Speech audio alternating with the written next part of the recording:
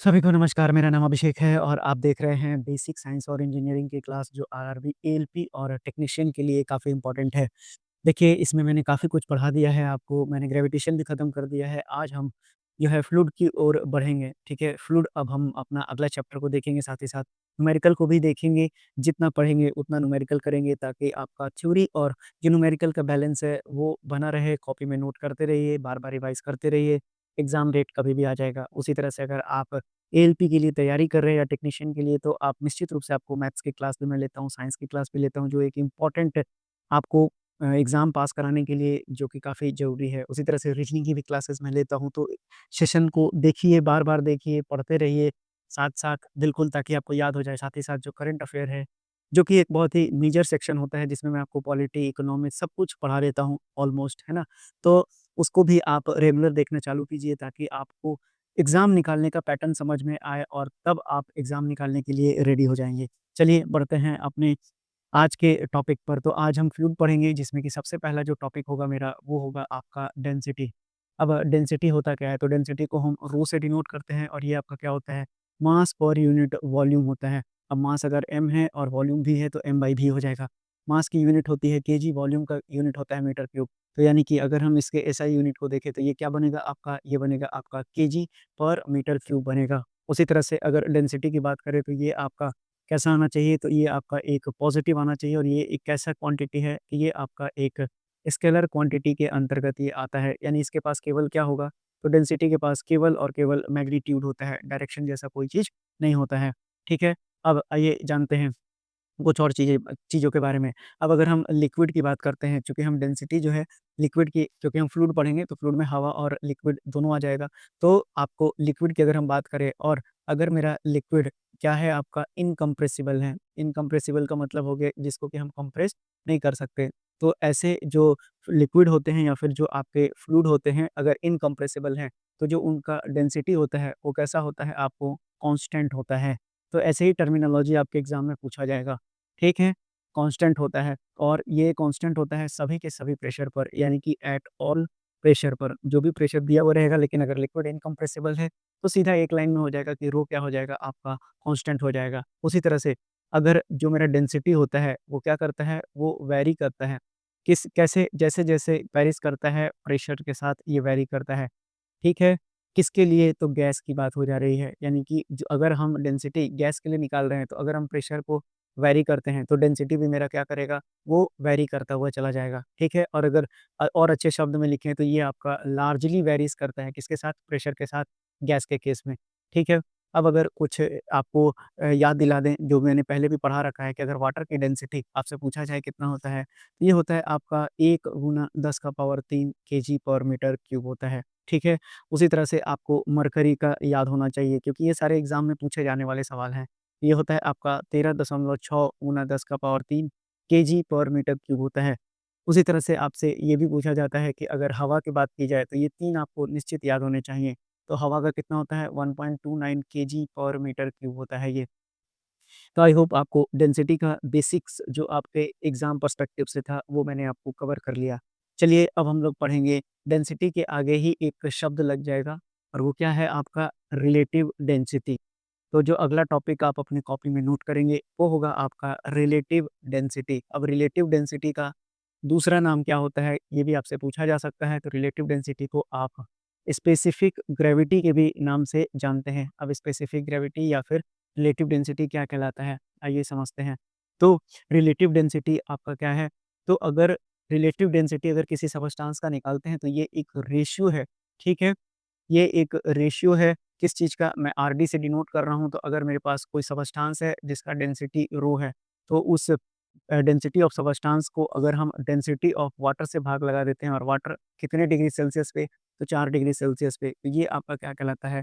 Relative density कहलाता है। अब आप देखिए, ये भी डेंसिटी है और ये भी डेंसिटी है, तो ये जो क्वांटिटी होगा वो कैसा क्वांटिटी हो जाएगा? यूनिटलेस क्वांटिटी हो जाएगा, ठीक है? अब उसी तरह से ऐसा क्यों किया गया है? तो आपको मालूम होना चाहिए कि जो वाटर है, तो वाटर का जो हाईएस्ट डेंसिटी होता है, ये मैंने पढ़ा रखा है आपको पीछे के लेक्चर्स को ज़रूर देखिए, अगर आपने नहीं देखा है तो। तो वाटर का क्या होता है, हाईएस्ट डेंसिटी होता है कितने पर? 4 डिग्री सेल्सियस पर और ये कितना होता है? 1000 केजी पर मीटर क्यूब के बराबर होता है। यही बराबर होता है किसके? तो 1 ग्राम पर सेंटीमीटर क्यूब के बराबर होता है। तो दोनों में से आपसे कुछ भी सवाल बन सकता है।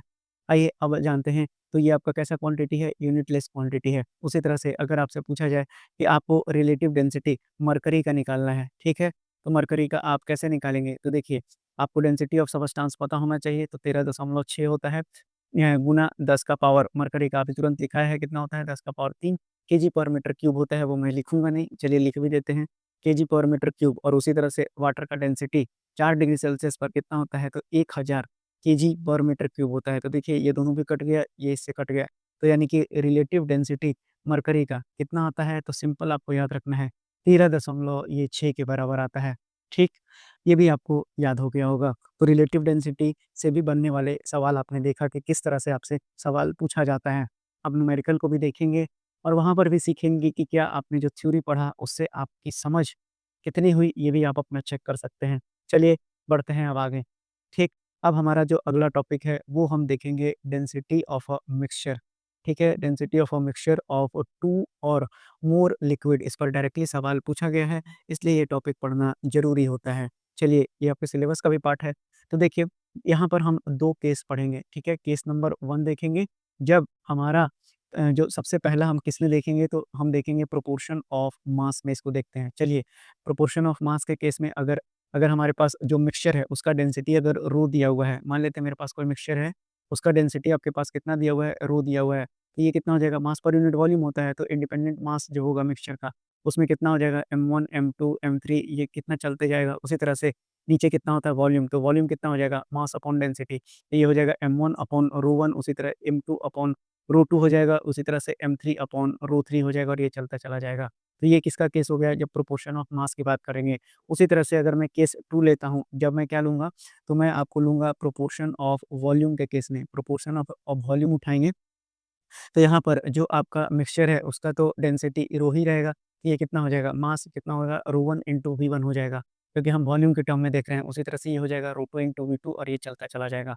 और जो नीचे है वो आपका कितना हो जाएगा? आपके पास मास पर यूनिट डेंसिटी क्या हो जाएगा? ये वॉल्यूम हो जाएगा, तो V1, V2, V3 इसी तरह से ये क्या होता जाएगा? चलता चला जाएगा। तो आपने प्रोपोर्शन ऑफ मास के भी केस में देखा और प्रोपोर्शन ऑफ वॉल्यूम के भी केस में देखा कि ये कितना के बराबर होता है। तो यहाँ पर आपका डेंसिटी और रिलेटिव डेंसिटी खत्म होता है। चलिए अब आगे बढ़ते हैं। तो अगला जो हमारा टॉपिक होगा वो होगा बहुत ही इम्पोर्टेंट, जिसका नाम है प्रेशर। चलिए तो प्रेशर के बारे में देखते हैं। उसी तरह से प्रेशर के कुछ आज देखेंगे डेरिवेशंस को भी और जानेंगे कि क्या-क्या सवाल बनता है उससे। तो देखिए अगला टॉपिक आपका क्या हो गया? तो ये है आपका प्रेशर। तो प्रेशर क्या होता है? तो जो भी आपका अमाउंट ऑफ फ़ोर्स एक्सर्ट करता है, यानी थ्रस्ट की बात की जा रही है। तो प्रेशर अगर P है, तो अगर आप थ्रस्ट लेते हैं और उसको डिवाइड कर देते हैं एरिया में, यानी कि जो परपेंडिकुलर फ़ोर्स लग रहा है, ये क्या हो गया आपका F perpendicular per unit area, क्या कहलाता है? आपका प्रेशर कहलाता है। प्रेशर कैसा क्वांटिटी है? तो प्रेशर आपका स्केलर क्वांटिटी है। उसी तरह से प्रेशर के बहुत सारे यूनिट्स होते हैं जो आपके एग्ज़ाम में सवाल बनता है। अगर एसआई यूनिट की बात करें, तो ये कितना होता है? न्यूटन पर मीटर स्क्वायर, क्योंकि ये न्यूटन होता है और ये मीटर स्क्वायर होता है, तो न्यूटन पर मीटर स्क्वायर हो गया। उसी तरह से ये किसके बराबर होता है? तो यही पास्कल के बराबर होता है, जिसको कि पीए से डिनोट किया जाता है। वहीं अगर देखें तो एक एटमॉस्फेरिक प्रेशर कितना होता है? 1.013 इंटू 10 का पावर 5 पास्कल होता है, जो कि आपको लगभग-लगभग 1 बार के बराबर होता है और 1 बार बराबर कितना होता है? 760 ऑफ मरकरी के बराबर ये होता है। और यही आपका कितना होता है? 760 टॉर के बराबर होता है। ये भी आपसे कई बार सवाल पूछ दिया जाता है, ठीक है? तो अब अगर बात किया जाए कि 1 टॉर कितना होता है? तो 1 टॉर लगभग-लगभग 133.32 पास्कल होता है। और अगर प्रेशर की अगर मैं ग्रेविटेशनल यूनिट पर भी आपसे सवाल पूछा गया है कि ग्रेविटेशनल यूनिट क्या होता है? तो ग्रेविटेशनल यूनिट आपका होता है केजीएफ पर मीटर स्क्वायर, ठीक है? तो न्यूटन आपका क्या हो गया? केजीएफ हो गया और ये पर मीटर स्क्वायर हो गया। अब आपसे पूछा जाएगा कि 1 केजीएफ पर मीटर स्क्वायर कितना पास्कल होता है? तो ये होता है 10 का पावर 5 पास्कल, इसको भी आप याद कर लीजिएगा, ठीक है? तो ये आपका जो प्रेशर था और उससे संबंधित बेसिक बातें, वो आपने सीख लिया है। चलिए बढ़ते हैं अब अपने अगले टॉपिक पर। अगला टॉपिक ध्यान से समझिएगा, इस पर सवाल काफ़ी सारा आएगा। तो ये हो गया आपका pressure exerted by a liquid. अब प्रेशर एक्सर्ट कितना करता है लिक्विड के थ्रू, यानी कि हम क्या देखेंगे यहाँ पर इफ़ेक्ट ऑफ ग्रेविटी को महसूस करेंगे कि कितना होता है। और अगर इस पर बेस्ड जो पीछे सवाल पूछे गए हैं उनको भी देखेंगे। देखिए मान लेते हैं कि मेरे पास क्या दिया हुआ है, एक लिक्विड दिया हुआ है, एक वेसल को कंसीडर करते हैं, ठीक है? मान लीजिए आपके पास यहाँ पर एक वेसल है अब अगर देखें तो इस वेसल में जो है इस वेसल को मैं बना लेता हूँ पहले, ठीक है? अब इस वेसल में आपके पास क्या दिया हुआ है, तो ये आपके पास एक लिक्विड का कॉलम दिया हुआ है, यानी कि क्या भरा हुआ है यहाँ पर, एक लिक्विड को भर दिया है मैंने, ठीक? अब इस लिक्विड में भरने के बाद मैंने क्या किया कि हमको क्या निकालना है यहाँ पर, तो हमको यहाँ पर प्रेशर डिफरेंस को क्रिएट करना है 2 पॉइंट्स के बीच में। तो 2 पॉइंट्स के बीच में एक वर्टिकल डिस्टेंस भी होना चाहिए जिसका हाइट हम h ले लेंगे। तो अगर कोई भी 2 पॉइंट हम कंसीडर करेंगे इस लिक्विड के अंदर, तो उन दोनों पॉइंट को हमको क्या करना पड़ेगा, वहाँ पर प्रेशर डिफरेंस क्रिएट करना पड़ेगा। तो हम क्या करेंगे, इसी सिलेंडर के बीच में हम क्या करेंगे, एक इमेजिनरी सिलेंडर को बना लेते हैं, क्योंकि हमको 2 पॉइंट दिखाना है ना, इसीलिए ये इमेजिनरी सिलेंडर हम बना रहे हैं। यहाँ पर मेरा फ़ोर्स जो है F1 लग रहा है और ये पॉइंट मेरा A है और ये दूसरा पॉइंट आपका B है। अब यहाँ से फ़ोर्स किधर की ओर लगेगा, आपको ऊपर की ओर लगेगा, जिसको मैं F2 मान लेता हूँ और यही मेरा जो हाइट है, हाइट ऑफ जो लिक्विड कॉलम है, इसको मैं क्या ले रहा हूँ, ये आपको मैं h मान ले रहा हूँ। उसी तरह से जो आपका इसका एरिया है, वो कितना ले लिया मैंने, तो एरिया मैंने छोटा a के बराबर कंसीडर कर लिया है। तो आई होप आपको समझ में आ गया होगा, यानी कि क्या किया मैंने, एक इमेजिनरी सिलेंडर लिक्विड के अंदर बना दिया, जिसका कि ये जो एरिया है, याद रखिएगा ये कैसा एरिया है आपका, तो ये आपका क्रॉस सेक्शनल एरिया होना चाहिए, ठीक है? क्रॉस सेक्शनल एरिया को मैंने ए मान लिया और ए और पॉइंट इस तरह से है कि एक अपर के ऊपर है, एक दूसरा लोअर के ऊपर है, फोर्स F1 और F2 लग रहा है। तो देखिए, अब अगर मैं बात करता हूँ कि जो लेंथ ऑफ सिलेंडर होगा, वो कितना दिया हुआ है आपका, h दिया हुआ है और इसमें जो लिक्विड है, अब उसका हम वेट निकालेंगे, तो वेट कितना होता है आपका? वेट होता है आपका mg के बराबर। अब ये जो आपका mg है, वो क्या होता है, क्योंकि डेंसिटी अभी हमने क्या पढ़ा, मास पर यूनिट वॉल्यूम पढ़ा। तो ये जो आपका मास है, वो कितना हो जाएगा, डेंसिटी इंटू वॉल्यूम हो जाएगा और ये कितना हो जाएगा आपका g के बराबर। मैं लिख देता हूँ। तो अगर आप देखेंगे तो ये आपका कितना हो जाएगा, mg हो जाएगा और यहाँ पर अगर आप देखेंगे तो वॉल्यूम क्या होता है, तो वॉल्यूम अगर आप देखेंगे तो अगर आप एरिया को किसी लेंथ से मल्टीप्लाई कर देंगे तो यहाँ पर हाइट h है, तो ये क्या बन जाएगा आपका, वॉल्यूम बन जाएगा। तो ये कितना हो जाएगा, रो ए एच जी के बराबर ये आ जाएगा। आई होप यहाँ तक अब आपको कोई दिक्कत नहीं होना चाहिए। रो ए एच जी के बराबर हमारे पास क्या आ गया, एक इक्वेशन निकल कर आ गया, जो कि mg के बराबर ये होता है। अब अगर हम बात करें कि जो मेरे पास वेट ऑफ लिक्विड है इमेजिनरी सिलेंडर का, वो एक्ट करेगा वर्टिकली डाउनवर्ड की ओर, और मान लिया मैंने कि प्रेशर P1 और जो प्रेशर P2 है ए और बी पर, वो आपके पास कितना हो जाएगा, तो वो हम निकालेंगे बाद में। सबसे पहले F1 की वैल्यू निकाल लेते हैं। तो F1 आपके पास कितना हो जाएगा, अगर यहाँ पर प्रेशर P1 है और यहाँ पर प्रेशर आपके पास क्या है, पेन का कलर बदल देता हूँ मैं, यहाँ पर प्रेशर आपके पास P2 है। तो अगर F1 की वैल्यू मैं देखूंगा तो F1 कितना हो जाएगा, प्रेशर होता है force per unit area, pressure क्या होता है, फोर्स पर यूनिट एरिया, तो फोर्स कितना हो जाएगा, प्रेशर इनटू एरिया। तो यहाँ पर प्रेशर कितना है, P1 है, एरिया ए ही है, ठीक। उसी तरह से अब अगर मैं बात कर देता हूँ कि अपर फेस के ऊपर, यानी कि इस वाले पोर्शन की बात कर रहा हूँ ऊपर में, तो जो आपका अपर फेस होगा, अपर फेस के ऊपर जो भी आपका फोर्स होगा, ठीक, वो कितना हो जाएगा, टोटल फोर्स की बात मैं कर रहा हूँ, तो टोटल फोर्स आपका निकल कर आ जाएगा। एक तो आपका F1 लग रहा है और नीचे की ओर क्या लगेगा, mg लगेगा, तो F1 प्लस mg के बराबर ये हो गया। उसी तरह से अब नीचे वाले पर देखते हैं, तो नीचे जो होगा आपका, अगर मैं देखता हूँ तो फोर्स ऑन जो लोअर फेस होगा सिलेंडर का, वहाँ पर कितना लगेगा, तो F2 कितना हो जाएगा, फिर से लिख दीजिए। प्रेशर यहाँ पर P2 है, तो P2 into cross sectional area A ही है, चाहे ऊपर लीजिए नीचे लीजिए, है ना, क्योंकि सब कॉलम वाइज कटते चला जाएगा, वही तो क्रॉस सेक्शनल एरिया होता है। तो अभी आपका क्या हो गया, तो ये आपका लोअर फेस पर P2A लग रहा है और ये किधर की ओर लगेगा, तो ये आपका वर्टिकली अपवर्ड की ओर लग रहा है। इसको भी याद कर लीजिएगा, ध्यान में रखिएगा। उसी तरह से ये आपका क्या लग रहा है, तो यहाँ पर ये आपका नीचे की ओर लग रहा है। मैंने डायरेक्शन में दिखा भी दिया है, फिर भी लिख देता हूँ। तो ये हो गया आपका वर्टिकली डाउनवर्ड, ये डायरेक्शन दिखा रहा है। अब आपके पास F1 और F2 दोनों निकल गया। अब इमेजिनरी जो सिलेंडर है, जिसमें कि लिक्विड भरा हुआ है, अगर वो इक्विलिब्रियम है, तो नेट फोर्स कितना 0 हो जाएगा। यानी कि सिस्टम को अगर मैं क्या मान लेता हूँ कि सिस्टम मेरा किसमें है, इक्विलिब्रियम में है, और इक्विलिब्रियम में रहेगा तभी तो हम आइडियल कंडीशन को निकाल पाएँगे। तो सिस्टम अगर मेरा इक्विलिब्रियम में है, तो जो आपका नेट फोर्स निकल कर आएगा, वो कितना के बराबर हो जाएगा, तो ये 0 के बराबर हो जाएगा। तो ये कितना हो जाएगा आपके पास, बड़ा वाला फ़ोर्स कितना आएगा, F1 प्लस mg और माइनस F2 की वैल्यू कितनी हो जाएगी आपके पास, 0 निकल कर आ जाएगा ये, ठीक है। अब जो है, अब हम सबका वैल्यू को सब्स्टिट्यूट कर देंगे, ठीक। तो अगर मैं यहाँ पर F1 का वैल्यू कितना दिया हुआ है, F1 का वैल्यू कितना है, P1A है। उसी तरह से आपके पास mg का वैल्यू कितना है आपके पास, HA rho g है, और आपके पास F2 की वैल्यू कितनी दी हुई है, तो F2 की वैल्यू आपके पास P2A दिया हुआ है, तो ये किसके बराबर हो गया, 0 के बराबर हो गया। और आपसे पूछा क्या था, आपको क्या निकालना था, तो pressure exerted by a liquid कितना होगा, यानी कि हम दोनों प्रेशर के बीच का डिफरेंस को देखना है, तो P1 माइनस P2 निकालना है। तो इसको सॉल्व करेंगे तो ये हो गया P1A माइनस P2A, और ये कितना हो जाएगा आपके पास, ये हो जाएगा आपके पास प्लस HA rho g, ये कितना हो जाएगा, 0 के बराबर। हम कर देंगे P2 minus P2A minus P1 A आ जाएगा H A रो जी और ये हो जाएगा आपके पास एरिया कॉमन हो जाएगा, है ना? तो एरिया कॉमन हो जाएगा तो P2 माइनस P1 इसके बराबर हो जाएगा H A रो जी के बराबर हो जाएगा, A से A कैंसल आउट हो गया। तो P2 माइनस P1 का वैल्यू कितना हो जाएगा आपके पास H रो जी के बराबर हो जाएगा और यही तो डेरिवेशन है जो आपको याद रखना है। इतना कुछ नहीं याद रखना है, ये तो समझाने के लिए था, ठीक है? ये आपसे कुछ नहीं पूछा जाएगा, आपसे सिंपल पूछा जाएगा कि P2 माइनस P1 किसके बराबर आएगा? ये आपका H रो जी के बराबर आएगा। उसी तरह से अब अगर हम बात करें कि ये जो हाइट है, यानी कि जो मेरा हाइट ऑफ कॉलम है, जो इमेजिनरी सिलेंडर है, अगर हम उसको क्या कर देते हैं, यहाँ पर एच को रहने देते हैं। अगर हम यहाँ पर जो ग्रेविटी का ये है, मैं क्या बोला? मैं बोल रहा हूँ कि अगर मैं ग्रेविटी को यहाँ से नेग्लेक्ट कर देता हूँ, ध्यान से समझिएगा, अगर मैं ग्रेविटी को यहाँ से नेग्लेक्ट कर देता हूँ क्योंकि इस पर सवाल पूछा गया है, इसलिए बनाना ज़रूरी है, तो जी की वैल्यू कितनी हो जाएगी? 0 मीटर पर सेकंड स्क्वायर हो जाएगा, तो जो आपका P2 माइनस P1 हो जाएगा, वो कितना के बराबर हो जाएगा? 0 के बराबर हो जाएगा, यानी कि P1 और P2 दोनों कितना हो जाएगा? इक्वल हो जाएगा, ये आपको मालूम होना चाहिए।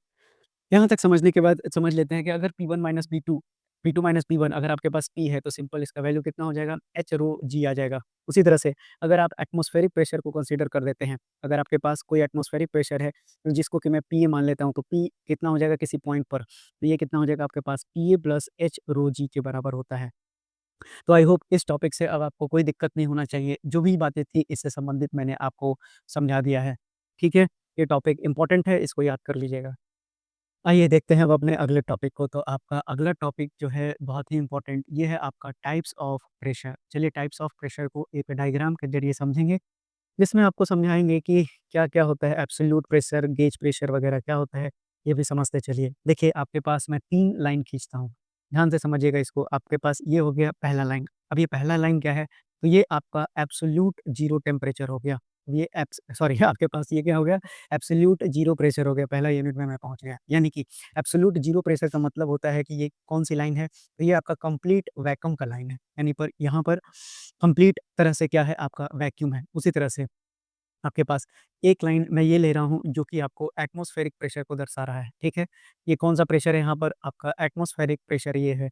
अब उसी तरह से एटमॉस्फेरिक प्रेशर का मतलब समझते हैं, जो भी एटमॉस्फेयर में प्रेशर है उसी को एटमॉस्फेरिक प्रेशर कहा जाता है और ये कहाँ पर कंसीडर किया जाता है? तो सी लेवल पर ये कंसीडर किया जाता है। अब जो है यहाँ पर देखिएगा तो एक अलग एटमॉस्फेरिक प्रेशर आएगा, यहाँ पर देखिएगा तो एक एटमॉस्फेरिक प्रेशर अलग आ जाएगा आपके पास, है ना? तो ये अगर दोनों पॉइंट्स को अगर मैं कंसीडर करता हूँ, तो ये आपको क्या दर्शाएगा? तो ये जो है आपका एटमॉस्फेरिक जो प्रेशर वेरिएबल है, इसको ये शो करेगा, ठीक है? अब उसी तरह से अगर मैं देखता हूँ, तो यहाँ से एटमॉस्फेरिक प्रेशर से ऊपर अगर मैं बढ़ता हूँ, तो एक लाइन और मैं ले लेता हूँ, जो कि किसको रिप्रेज़ेंट करेगा? तो ये आपका ऐसे प्रेशर को कंसीडर करेगा जो कि ज़्यादा होगा किससे? जो कि ज़्यादा होगा आपका एटमॉस्फेरिक प्रेशर से। तो आई होप ये तीनों लाइन आपको समझ में आ गया होगा। अब देखिए, अब अगर देखेंगे तो एब्सोल्यूट ज़ीरो प्रेशर यानी कि कंप्लीट वैक्यूम से जब आप ऊपर की ओर यहाँ से लेकर यहाँ तक जाएँगे, ये आपका क्या बताएगा? तो ये आपका बता देगा एब्सोल्यूट प्रेशर। इसको क्या कहेंगे आप? तो इसको आप कहेंगे एब्सोल्यूट प्रेशर या फिर आप क्या कहेंगे कि ये आपका क्या है कि जितना भी एब्सोल्यूट ज़ीरो प्रेशर है, उसका जो ऊपर का वैल्यू होगा, वो आपका यहाँ पर क्या हो जाएगा? एब्सोल्यूट प्रेशर कहलाएगा। अब आइए, इन दोनों के बीच में यानी कि अगर आप देखेंगे कि जो भी आपका pressure greater than atmospheric pressure होगा और ये जो आपका एटमॉस्फेरिक प्रेशर होगा, इन दोनों के बीच में अगर मैं ये लाइन खींचता हूँ, तो यहाँ पर जो प्रेशर होगा, ये कौन-सा प्रेशर कहलाएगा आपके पास? तो ये आपका गेज प्रेशर कहलाता है। ठीक, समझते चलिए, काफ़ी आसान भाषा में आपको समझा रहे हैं। उसी तरह से एब्सोल्यूट ज़ीरो से लेके जो एटमॉस्फेरिक प्रेशर होगा, यहाँ पर आपको जो प्रेशर मिलेगा, ये आपका कौन-सा प्रेशर बनेगा? तो इसी को आप क्या कहते हैं? तो ये आपको वैक्यूम प्रेशर कहलाता है। तो यानी कि आपने ये इस डायग्राम से क्या सीखा? आपने इस डायग्राम से यही सीखा कि जो आपका एब्सोल्यूट प्रेशर होता है, मैं लिख देता हूँ, जो भी आपका एब्सोल्यूट प्रेशर होगा, क्योंकि इन्हीं तीनों में आपसे सवाल बनेगा, ये किसके बराबर होता है? तो ये आपके पास जो गेज प्रेशर है, जो आपके पास गेज प्रेशर है और अगर आप इसमें जो वैक्यूम प्रेशर है, अगर आप इसको जोड़ देते हैं, तो ये आपका क्या बन के निकल कर आता है? ये आपका निकल कर आता है एब्सोल्यूट प्रेशर। तो अब आपको कोई भी एक अननोन कर देगा, तो बाकी के जो आपके 2 रहेंगे, वो नोन रहेगा और एक अननोन कर देगा, तो आप उसकी वैल्यू निकाल सकते हैं। तो आई होप आपको जो टाइप्स ऑफ प्रेशर है, ये भी समझ में आ गया होगा, जो आपको सिलेबस में पढ़ना था। आइए समझते हैं अब अपने अगले टॉपिक को और अगला टॉपिक जो हेडिंग होगा आपका, वो हो जाएगा पास्कल्स लॉ। आइए समझते हैं पास्कल्स लॉ क्या कहता है। पास्कल्स लॉ का ये कहना है कि देखिए आपके पास यहाँ पर एक छोटा फ़ोर्स F लगाते हैं, उसी तरह से आपके पास जो यहाँ पर एरिया दिया हुआ है, छोटा a दिया हुआ है, वहीं आप एक लार्जर बॉडी को आपको लिफ्ट करना है। अब इस लार्जर बॉडी को लिफ्ट करने के लिए आप किसका यूज़ कर रहे हैं? पास्कल्स लॉ का यूज़ कर रहे हैं। तो यहाँ पर अगर आप एरिया को देखेंगे तो ये कैपिटल एरिया हो गया, उसी तरह से अगर आप यहाँ पर फ़ोर्स देखेंगे तो मैंने यहाँ पर कैपिटल एफ ले लिया। तो जो आपका प्रेशर अप्लाइड होता है किसी भी पॉइंट पर लिक्विड के, अब ये क्या भरा हुआ है आपको पूरी तरह से लिक्विड भरा हुआ है।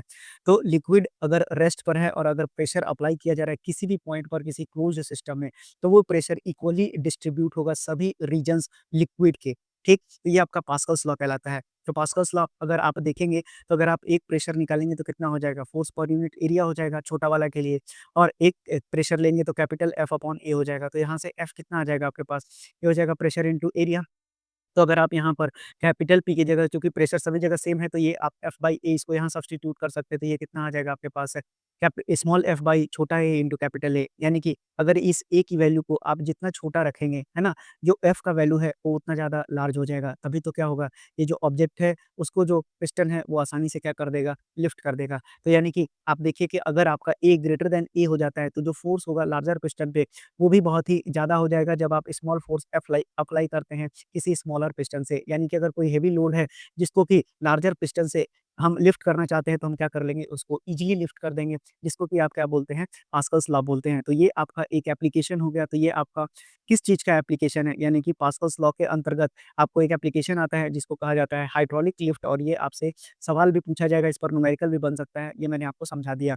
आइए आपसे कभी-कभी पूछ लेता है कि जो आपका हाइड्रोलिक ब्रेक होता है वो कैसे काम करता है। तो देखिए, जैसे ही आप ब्रेक के पैडल पर क्या अप्लाई करते हैं, ब्रेक को अप्लाई करते हैं, तो जो आपके पास ये जो मास्टर सिलेंडर दिया हुआ है, ठीक है? तो मास्टर सिलेंडर्स में आपका ये जो फ्लूइड भरा हुआ है, अब यहाँ से पिस्टन क्या करेगा, यहाँ से पिस्टन प्रेशर को अप्लाई, प्रेशर क्या होता है आपका यहाँ पर फ़ोर्स पर यूनिट एरिया, यानी कि छोटा एफ अप्लाई हो जाएगा यहाँ पर छोटा एरिया से, है ना? और ये डिस्ट्रीब्यूट किया गया है किसके थ्रू? तो ये आपको पाइपिंग सिस्टम के थ्रू डिस्ट्रीब्यूट किया गया है, कहाँ पर? तो ये आपका जो बड़ा वाला सिलेंडर है, लार्ज सिलेंडर, यहाँ पर ये किया गया है। अब लार्ज सिलेंडर पर जो आपका ये जो स्प्रिंग है, ये क्या करेगा, अब यहाँ से ये जो है फ़ोर्स लगाएगा, इधर से ये फ़ोर्स लगाएगा, क्योंकि प्रेशर क्या होता है, फ़ोर्स पर यूनिट एरिया होता है। तो ये दोनों तरफ जब ये एक्सपैंड करेगा, तो ये क्या करेगा, ये वाला लाइनिंग जो है इसके साथ सट जाएगा, ब्रेक लाइनिंग के साथ जो ड्रम से अटैच है, और इधर वाला ब्रेक लाइनिंग जो है इसके साथ जो है स्प्रिंग इसको जब एक्सपैंड करेगा, तो ये क्या करेगा, इसके साथ ये सट जाएगा इस वाले ड्रम की तरफ, है ना? तो ये क्या हो जाएगा, उस पर ब्रेक अप्लाई हो जाएगा और जो चक्का है वो रुक जाएगा। तो ये एक चक्का के लिए दिखाया गया है, अगर चारों व्हील पर लगा हुआ है, तो चारों जगह ये अप्लाई हो जाएगा। तो ये आपका क्या हो गया, आपका ये जो आपको मैंने एप्लीकेशन समझाया, ये किसका है, आपका हाइड्रोलिक ब्रेक का एप्लीकेशन है। तो आई होप आपको पास्कल्स लॉ से अब कोई दिक्कत नहीं होना चाहिए। चलिए, आज आपने जो थ्योरी पढ़ा उस पर आज न्यूमेरिकल करने का कोशिश कीजिए। आपसे कहा गया है सवाल कि आपको एक क्यूब है जिसका कि आपको क्या निकालना है, तो क्यूब का आपको एज निकाल के बताना है। तो एज मान लेते हैं आपका ए है और यही निकालना है, तो वॉल्यूम कितना होता है आपका, ए क्यूब होता है अगर आप क्यूब को देखेंगे तो।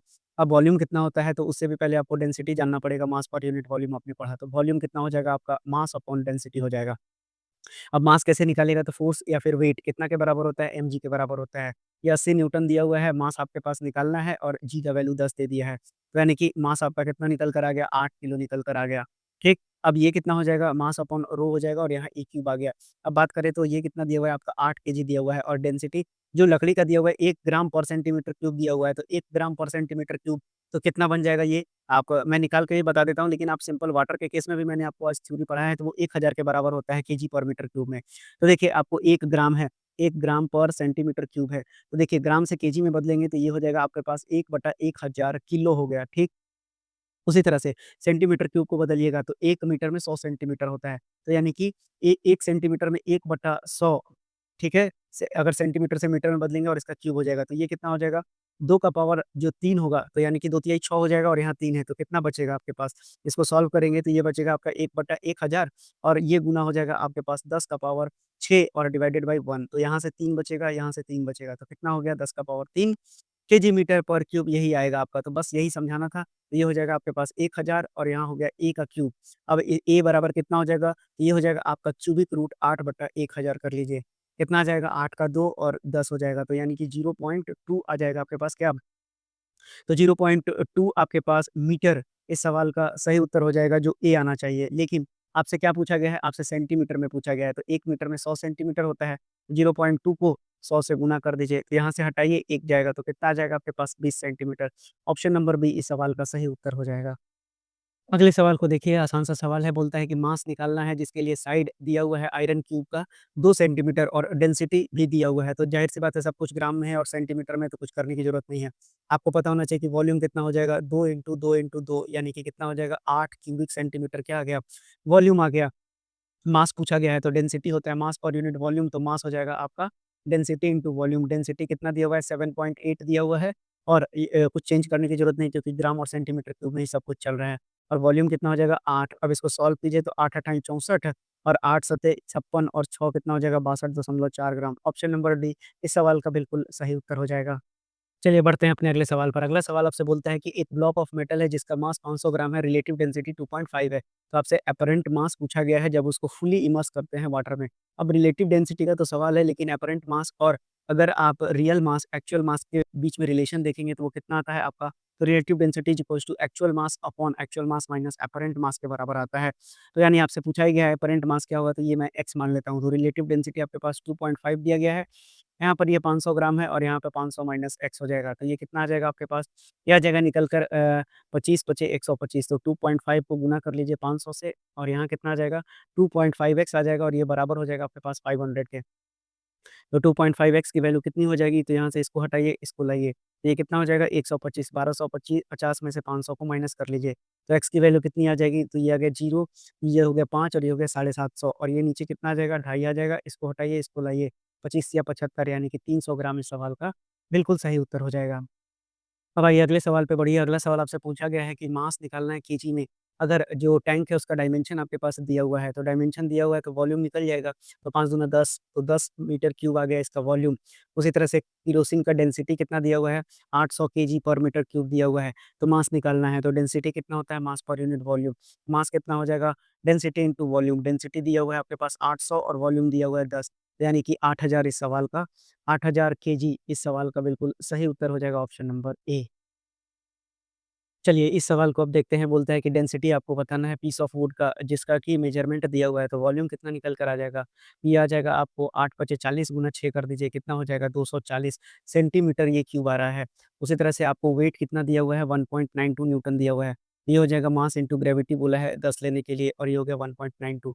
यहाँ से हटाइए, यहाँ लाइए, तो मास कितना हो जाएगा आपके पास, तो ये हो जाएगा आपके पास 1.92 था तो ये हो जाएगा 0.192 केजी के बराबर ये आपके पास आ जाएगा।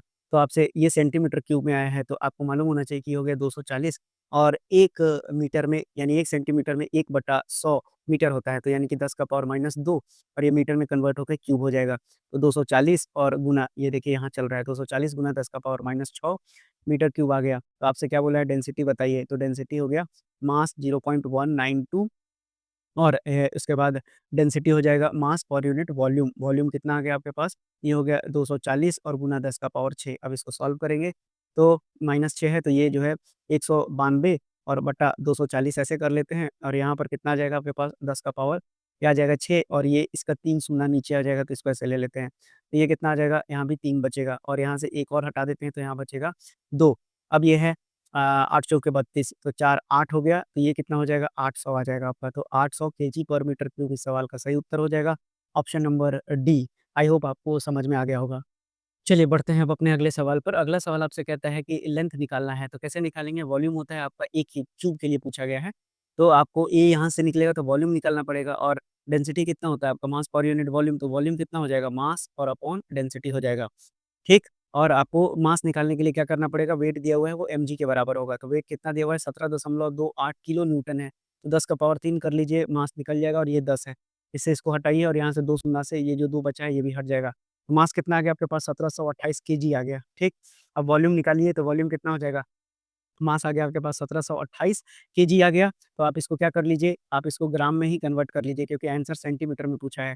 तो यानी कि आप कितना लिख सकते हैं, गुना 10 का पावर 3 छोड़ दीजिए, ये आपके पास क्या आ गया, वॉल्यूम आ गया और अपॉन सॉरी मास आ गया और डेंसिटी कितना आ जाएगा और ये हो गया आपका ग्राम में, है ना? और जो डेंसिटी दिया हुआ है वो आपके पास 8 ग्राम पर सेंटीमीटर क्यूब दिया हुआ है, ठीक? तो अब जो है ग्राम से ग्राम कैंसल आउट हो जाएगा, 8 दूना 16, 8 के कम 8, 8 छक 48, तो वॉल्यूम आ गया 216 गुना 10 का पावर 3 सेंटीमीटर क्यूब, ठीक? तो अब आपसे क्या पूछा गया है, यही किसके बराबर होता है, तो 216 गुना 10 का पावर 3 बराबर हो जाएगा a का क्यूब। तो ये कितना निकल जाएगा, क्यूबिक रूट निकल जाएगा आपके पास 216 गुना 10 का पावर 3 का। तो 216 का 6 और ये जो 10 का पावर 3 है, उससे 10 निकलेगा तो कितना आ जाएगा आपके पास 60 सेंटीमीटर। ऑप्शन में नहीं दिया हुआ है, इसको करेक्शन कीजिए, ये 60 होना चाहिए, ये 80 होना चाहिए, ये 90 होना चाहिए, ये 100 होना चाहिए। ऑप्शन नंबर डी इस सवाल का बिल्कुल सही उत्तर हो जाएगा। तो हटाइए, इसको लाइए, 25 या 75 यानी कि 300 ग्राम इस सवाल का बिल्कुल सही उत्तर हो जाएगा। अब आइए अगले सवाल पे बढ़िए। अगला सवाल आपसे पूछा गया है कि मास निकालना है केजी में। अगर जो टैंक है उसका डायमेंशन आपके पास दिया हुआ है, तो डायमेंशन दिया हुआ है तो वॉल्यूम निकल जाएगा। तो 5 दूना 10 तो 10 मीटर क्यूब आ गया इसका वॉल्यूम। उसी तरह से केरोसिन का डेंसिटी कितना दिया हुआ है, 800 केजी पर मीटर क्यूब दिया हुआ है। तो मास निकालना है तो डेंसिटी कितना होता है, मास पर यूनिट वॉल्यूम। मास कितना हो जाएगा, डेंसिटी इंटू वॉल्यूम। डेंसिटी दिया हुआ है आपके पास 800 और वॉल्यूम दिया हुआ है 10, यानी कि 8000 इस सवाल का 8000 केजी इस सवाल का बिल्कुल सही उत्तर हो जाएगा ऑप्शन नंबर ए। चलिए इस सवाल को अब देखते हैं, बोलता है कि डेंसिटी आपको बताना है पीस ऑफ वुड का जिसका कि मेजरमेंट दिया हुआ है, तो वॉल्यूम कितना निकल कर आ जाएगा। ये आ जाएगा आपको 8 पचे 40 गुना 6 कर दीजिए, कितना हो जाएगा 240 सेंटीमीटर ये क्यूब आ रहा है। उसी तरह से आपको वेट कितना दिया हुआ है, 1.92 न्यूटन दिया हुआ है। ये हो जाएगा मास इंटू ग्रेविटी बोला है 10 लेने के लिए, और ये हो गया 1.92।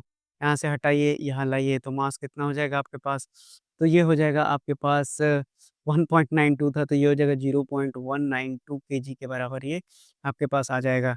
तो आपसे ये सेंटीमीटर क्यूब में आया है, तो आपको मालूम होना चाहिए कि ये हो गया 240, और 1 मीटर में यानी 1 सेंटीमीटर में 1/100 मीटर होता है, तो यानी कि 10 का पावर -2 और ये मीटर में कन्वर्ट होकर क्यूब हो जाएगा। तो 240 और गुना ये देखिए यहाँ चल रहा है, 240 गुना 10 का पावर -6 मीटर क्यूब आ गया। तो आपसे क्या बोला है, डेंसिटी बताइए, तो डेंसिटी हो गया मास 0.192, और उसके बाद डेंसिटी हो जाएगा मास पर यूनिट वॉल्यूम। वॉल्यूम कितना आ गया आपके पास, ये हो गया 240 और गुना 10 का पावर 6। अब इसको सॉल्व करेंगे तो -6 है, तो ये जो है 192 और बटा 240 ऐसे कर लेते हैं, और यहाँ पर कितना आ जाएगा आपके पास 10 का पावर क्या आ जाएगा 6, और ये इसका 3 शून्य नीचे आ जाएगा, तो इसको ऐसे ले लेते हैं। तो ये कितना आ जाएगा, यहाँ भी 3 बचेगा, और यहाँ से एक और हटा देते हैं तो यहाँ बचेगा 2। अब ये है 8 चौके 32, तो 4 8 हो गया, तो ये कितना हो जाएगा 800 आ जाएगा आपका। तो 800 केजी पर मीटर क्यूब इस सवाल का सही उत्तर हो जाएगा option number D. I hope आपको समझ में आ गया होगा। चलिए बढ़ते हैं अब अपने अगले सवाल पर। अगला सवाल आपसे कहता है कि लेंथ निकालना है, तो कैसे निकालेंगे, वॉल्यूम होता है आपका 1 क्यूब क्यूब के लिए पूछा गया है। तो आपको ए यहाँ से निकलेगा तो वॉल्यूम निकालना पड़ेगा, और डेंसिटी कितना होता है आपका, मास पर यूनिट वॉल्यूम, तो वॉल्यूम कितना हो जाएगा, मास और अपॉन डेंसिटी हो जाएगा। ठीक? और आपको मास निकालने के लिए क्या करना पड़ेगा, वेट दिया हुआ है वो mg के बराबर होगा। तो वेट कितना दिया हुआ है, 17.28 किलो न्यूटन है। तो 10 का पावर 3 कर लीजिए, मास निकल जाएगा, और ये 10 है। इससे इसको हटाइए, और यहाँ से 2 शून्य से ये जो 2 बचा है ये भी हट जाएगा। तो मास कितना आ गया आपके पास, 1728 केजी आ गया। ठीक? अब वॉल्यूम निकालिए, तो वॉल्यूम कितना हो जाएगा, मास आ गया आपके पास 1728 केजी आ गया। तो आप इसको क्या कर लीजिए, आप इसको ग्राम में ही कन्वर्ट कर लीजिए, क्योंकि आंसर सेंटीमीटर में पूछा है। तो यानी कि आप कितना लिख सकते हैं, गुना 10 का पावर 3 छोड़ दीजिए, ये आपके पास क्या आ गया, वॉल्यूम आ गया, और अपॉन सॉरी मास आ गया, और डेंसिटी कितना आ जाएगा, और ये हो गया आपका ग्राम में, है ना? और जो डेंसिटी दिया हुआ है वो आपके पास 8 ग्राम पर सेंटीमीटर क्यूब दिया हुआ है, ठीक? तो अब जो है ग्राम से ग्राम कैंसल आउट हो जाएगा, 8 दूना 16, 8 एकम 8, 8 छक 48। तो वॉल्यूम आ गया 216 गुना 10 का पावर 3 सेंटीमीटर क्यूब, ठीक? तो अब आपसे क्या पूछा गया है, यही किसके बराबर होता है, तो 216 गुना 10 का पावर 3 बराबर हो जाएगा ए का क्यूब। तो ए कितना निकल जाएगा, क्यूबिक रूट निकल जाएगा आपके पास 216 गुना 10 का पावर 3 का। तो 216 का 6 और ये जो 10 का पावर 3 है उससे 10 निकलेगा, तो कितना आ जाएगा आपके पास 60 सेंटीमीटर। ऑप्शन में नहीं दिया हुआ है, इसको करेक्शन कीजिए, ये 60 होना चाहिए, ये 80 होना चाहिए, ये 90 होना चाहिए, ये 100 होना चाहिए। ऑप्शन नंबर डी सवाल का बिल्कुल सही उत्तर हो जाएगा। चलिए आपसे रिलेटिव डेंसिटी का सवाल ऐसा भी बन सकता है कि अगर रिलेटिव डेंसिटी निकालना है किसी सॉलिड का जिसका मास 75 ग्राम है, और उसको जब फुली इमर्स किया जाता है वाटर में तो उसका वेट 25 ग्राम हो जाता है। तो इस केस में रिलेटिव डेंसिटी जो है, दरअसल ये बायोएंसी का कॉन्सेप्ट है और कुछ नहीं है। बायोएंसी में आपको पढ़ाऊंगा तो ऑटोमेटिकली ये आकर बैठ जाएगा आपको। तो mass of solid upon amount of water displace by जो सॉलिड होता है, इन दोनों का रेशियो रिलेटिव डेंसिटी कहलाता है। तो देखिए मास ऑफ सॉलिड तो 75 ग्राम है, लेकिन ये जो अमाउंट ऑफ वाटर जो डिस्प्लेस करेगा वो सॉलिड कितना हो जाएगा, तो ओरिजिनल वेट 75 ग्राम में से जो भी इमर्स करने के बाद जो भी आपका वेट बन रहा था, उन दोनों का जो सबट्रैक्शन होगा यानी डिफरेंस होगा, 50 ग्राम यही आपका क्या हो जाएगा अमाउंट ऑफ वाटर जो डिस्प्लेस करेगा सॉलिड। तो यानी कि मास ऑफ सॉलिड 75 था और ये कितना दिया हुआ है 50 दिया हुआ था। 25 दूना 50, 25 या 75 तो डेढ़ इस सवाल का उत्तर हो जाएगा रिलेटिव डेंसिटी। आई होप कोई दिक्कत नहीं होना चाहिए। एक और सवाल सेम पैटर्न पे देख लीजिए ताकि आपको रिवाइज़ हो जाए। तो यहाँ पर भी रिलेटिव डेंसिटी आप कैसे निकालेंगे? तो सेम फॉर्मूला का आप इस्तेमाल करेंगे mass of solid upon amount of water displaced by the solid. तो रिलेटिव डेंसिटी ये 50 ग्राम दिया हुआ है, तो आपके पास ये जो नीचे वाला है amount of water displaced by solid कितना बचेगा? तो 50 और पानी में जाने के बाद 10 है, तो ये कितना बचेगा 50/40। ये कितना हो जाएगा 4 एकम 4, 4 दूना 8, 4 पचे 20, 1.25 इस सवाल का उत्तर हो जाएगा। आई होप आपको कोई डाउट नहीं होना चाहिए। चलिए देखते हैं इस सवाल को जो आपके एएलपी एग्ज़ाम में पूछा गया है, 2019 के एएलपी में पूछा गया है, वॉल्यूम निकालना है। तो डेंसिटी होता है मास पर यूनिट वॉल्यूम, तो वॉल्यूम हो जाएगा मास अपॉन डेंसिटी और निकालना किसमें है सेंटीमीटर क्यूब में, इस बात का खास ख्याल रखिएगा। वेट होता है एमजी और ये 10.8 दिया हुआ है, तो 10.8 न्यूटन की वैल्यू हो जाएगी मास इंटू 10। तो यानी कि यहाँ से भी लीजिए तो ये मास कितना हो जाएगा 1.08 केजी आ जाएगा।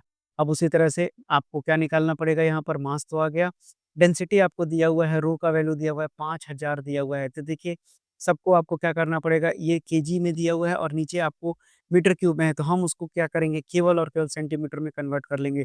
तो 1 मीटर में 100 सेंटीमीटर तो 10 का पावर 6 सेंटीमीटर क्यूब हो गया। अब यहाँ पर पुट कर देंगे। ये हो गया 1.08 और नीचे कितना आ जाएगा आपके पास 5000 गुना 10 का पावर 6, ठीक है? ये आपके पास क्या हो जाएगा, ये हो गया आपके पास सॉरी नीचे जो है 5000 और 5000 केजी पर तो 5000 और बटा कितना कर दीजिए आप, ये हो जाएगा आपका 10 का पावर 6 और ये भी केजी था, केजी रहने दीजिए, केजी पर सेंटीमीटर क्यूब हो गया, इससे ये कट गया। तो 1.08 और मल्टीप्लाइड बाई कितना हो जाएगा आपके पास 10 का पावर 6 और डिवाइडेड बाई ये हो जाएगा 5000। चलिए अब इसको हटाते हैं, यहाँ से भी 100 आ जाएगा। तो 2 और 3 5 हो गया, तो यहाँ बचा 1, 5 दूना के 10, अब 8 दूना के 16 और 2 एकम अच्छा यहाँ बचेगा 2 और 216। तो यानी कि डेंसिटी कितना आ जाएगा 216 सेंटीमीटर क्यूब आ जाएगा। ऑप्शन नंबर बी इस सवाल का सही उत्तर हो जाएगा। चलिए, शुरुआती में मैंने पढ़ाने के दौरान आपको वॉल्यूम और मास के प्रोपोर्शन में पूछा था, अब यहाँ पर डेंसिटी ऑफ मिक्सचर आपसे पूछा गया है। तो सिंपल सा सवाल है, आपको डेंसिटी मालूम होना चाहिए कितना होता है। ये होता है आपका total mass upon total volume होता है। अब आप इसको सॉल्व कर दीजिए, आपका रिज़ल्ट निकल कर आ जाएगा। देखिए टोटल मास कितना हो जाएगा आपके पास, तो टोटल मास अगर ध्यान से समझिएगा, अगर 2 लिक्विड है, दोनों का मास सेम है, तो मास अगर दोनों का सेम है तो m मान लिया है मैंने। है ना? तो ये कितना हो जाएगा 2 है तो 2 कितना हो जाएगा m प्लस m हो जाएगा। उसी तरह से आपको जो आपके पास नीचे वॉल्यूम आएगा तो डेंसिटी कितना होता है? मास पर यूनिट वॉल्यूम होता है तो वॉल्यूम कितना हो जाएगा? मास अपॉन डेंसिटी हो जाएगा। तो डेंसिटी यहाँ D बोला है लेने के लिए तो m/d1 ले लेते हैं और ये भी कितना ले लेते हैं m/d2 ले लेते हैं। तो जो कैपिटल D का वैल्यू हो जाएगा वो कितना हो जाएगा 2m और डिवाइडेड बाय अगर आप यहाँ पर D1 D2 एलसीएम लेते हैं तो यहाँ पर कितना हो जाएगा मास कॉमन हो जाएगा और यहाँ पर D1 प्लस D2 आ जाएगा। m से m को काट दीजिए, D1 D2 आपका ऊपर चला जाएगा तो 2 D1 D2 और डिवाइडेड बाय कितना हो जाएगा D1 प्लस ये D2 के बराबर आ जाएगा। यानी कि ऑप्शन नंबर कौन-सा दिख रहा है? सी इस सवाल का बिल्कुल सही उत्तर हो जाएगा। अगला सवाल आप देखिए फिर से रिपीटेड सवाल है जो आपके परीक्षा में पूछा गया है। तो आँख बंद करके आप इसको लगा सकते हैं। 2 लिक्विड दिया हुआ है, वेट बराबर दिया हुआ है, डेंसिटी का मिक्सचर पूछा है, वहाँ मास दिया हुआ था, तो यहाँ पर भी इस सवाल का सही उत्तर आपका क्या हो जाएगा? तो 2 row 1 row 2 divided by row 1 plus row 2 क्योंकि अगर आप देखेंगे तो वेट बराबर दिया हुआ है, तो mg भी मिलके क्या हो जाएगा? कट जाएगा, तो आपका सेम रिज़ल्ट आ जाएगा डेंसिटी के टर्म में। तो देखिए ये था आपका आज का सेशन जिसमें कि आपने आज थ्योरी और न्यूमेरिकल दोनों देखा। जो भी आपके एग्ज़ाम पर्सपेक्टिव से जो सिलेबस में होता है वो आपको बिल्कुल अकॉर्डिंगली पढ़ाया जा रहा है, पढ़ते रहिए। आप निश्चित रूप से एग्ज़ाम में अच्छा कर लेंगे। अब मिलते हैं अपनी अगली क्लास में। अगली क्लास में मैं आपको फ्लूइड सेक्शन यानी कि जो आपका ये फ्लूइड वाला पूरा सेक्शन है जिसको कि आप क्या बोलते हैं ये जो आपका फ्लूइड मैकेनिक्स का पोर्शन है, ये आपका अगली क्लास में मैं खत्म कर दूँगा। मिलते हैं अगली क्लास में, तब तक के लिए धन्यवाद। साथ ही साथ अगर आपको सेशन पसंद आया हो, लाइक, शेयर और सब्सक्राइब भी कर सकते हैं।